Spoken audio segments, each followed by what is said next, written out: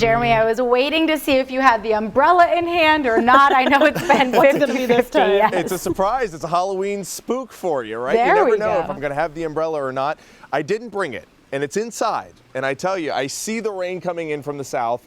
It might happen while I'm doing the forecast that I have to go inside and get a quick umbrella.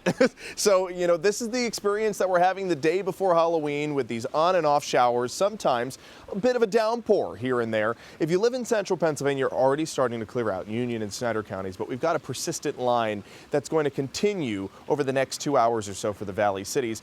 But in between, we do see breaks of sunshine, and that's giving us beautiful views of double rainbows. This is a picture that came in from Connie over Scranton. What a great capture that is, with not just the primary bow, but the secondary bow above it. Beautiful. And you can see the perfect reverse in the colors, too, in that secondary bow. Great capture there, Connie. Thanks for sending that one in. And here's Bernie's view from Wilkes-Barre. He also saw the double rainbow. And in other photos that he sent in, you can see the full bow, but I think this one just did such a great job of capturing the full saturation of the primary bow there. It was so bright and vibrant. We've got rain showers over Wilkes-Barre, a definite increase in the raindrops there on the lens. And of course, Wilkes-Barre is south of Scranton, so what you're experiencing down in Wilkes-Barre is headed towards us within the next 30 minutes. So we're experiencing more like a sprinkle right now. We'll have a heavier downpour within the next 20 minutes or so because it's on the way up from the south. Schuylkill County is looking beautiful. We've got this band of sunshine right over Pottsville and some rosy hues there in the more ominous looking clouds. It's been a very dramatic day weather-wise and a beautiful day for a meteorologist to appreciate. And at least it hasn't been severe. We didn't notice any, damage from the storms except for the power outages. No issues as far as flooding, despite the rainfall amounts exceeding 2 inches in some spots of central Pennsylvania. We need the rainfall. A lot of our area is in a level 1 out of 4 drought, so this will help to chip away at it. Temperature right now at 57 degrees. We've got winds variable at 4. They'll start to kick up throughout the overnight tonight.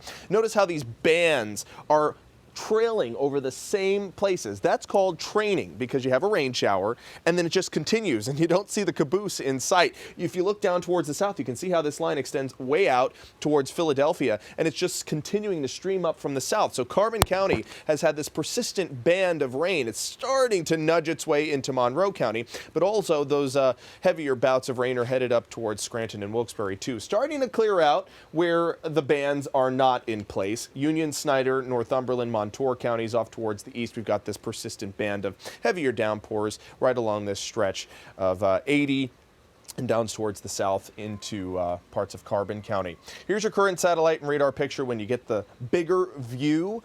This cold front is helping to keep Melissa at bay, and that's where the majority of the banding of rainfall is, even some possible tornadic activity up towards the border of New York State and Vermont. So a lot more lift in the atmosphere, but still some instability behind it, and that's why we're still experiencing these training rain showers. Today, temperatures above average for the first time in 8 days, got up to 59 degrees, and this is the only day I see in our next 4 that will be above average. We'll be back below average for Halloween and then through the weekend too. We're still in the 60s for Lewisburg and Selinsgrove. Down near Philly, we pushed 70, whereas some parts of the northern tier have been stuck in the 40s all day. That training rain continuing over eastern Pennsylvania until around 9, 10 o'clock. Then we have a brief reprieve, maybe even some clear skies before clouds overtake the entire area overnight tonight into your Halloween Friday. Could be a few lingering sprinkles into the afternoon, so make sure you have the umbrella just in case you get caught in one of those. What we'll definitely notice is the brisk conditions. Rainfall amounts, just a few hundredths of an inch for places, I'd say, west of Scranton. East of Scranton, maybe another 1/10 to 2/10 of an inch. Here's your dog walking forecast. Look at baby girl. Her Halloween costume is an avocado. How adorable is that? Thank you, William, for sending that in. If you're taking baby girl out for a walk, you're going to need to make sure she's dried up and nicely out of the Halloween costume once she gets back home. 45 is the overnight low. We do have a wind advisory in effect until tomorrow at midnight because those winds could be gusting on Halloween, 30, 40, even 50 miles per hour on the wind tops. That'll make it feel like the 30s the further north and east you live during trick-or-treating time, so you need the extra layers on. There's your 7-day forecast. We've got temperatures in the mid-50s for Saturday and Sunday. We turn the clocks back Sunday at 2 a.m.